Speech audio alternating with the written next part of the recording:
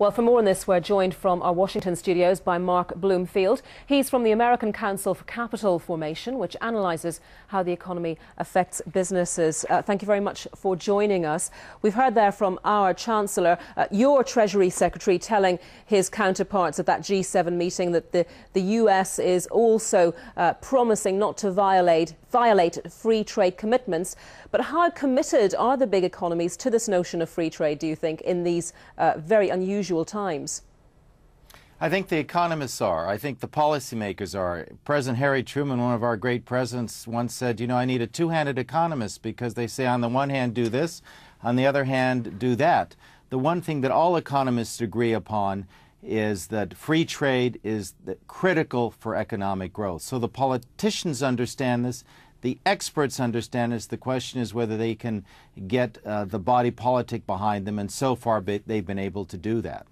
I guess it's tricky for the politicians to necessarily sell this to the general public, who think, well, let's, you know, if we take your country, let's buy American, let's keep it all within our own borders.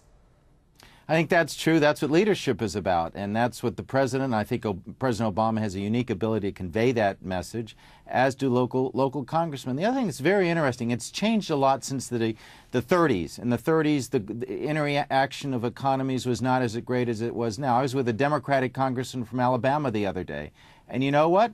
The car factories in the state of Alabama are not providing jobs from American companies. The folks that are providing jobs there are Japanese companies. So in many ways, the interrelationship makes it easier to continue to encourage and promote free trade policies.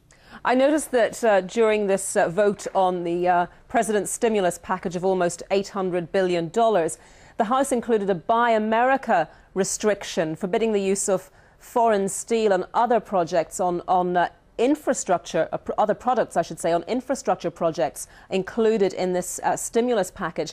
Is that really only a small sidebar to the bigger picture, in your opinion?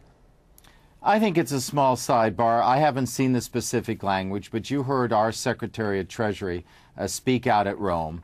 And I think the reality is that they know that perhaps in the short term, in some small constituencies, they may get votes that way, but God forbid if we get involved in a trade war, because it'll slow down the economy. And that, of course, is what the American people really are interested in, want their politicians to push forward on. So it's a sidebar, I think. How easy is it to measure that free trade, or trade, is flowing freely?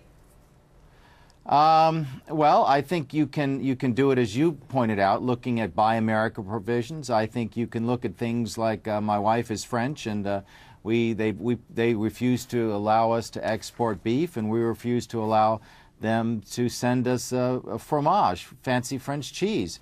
So obviously you can see it in those sorts of things, and just in terms of the free flow of goods, be they goods or be they services. And a lot of countries, of course, now are export-driven, as China was.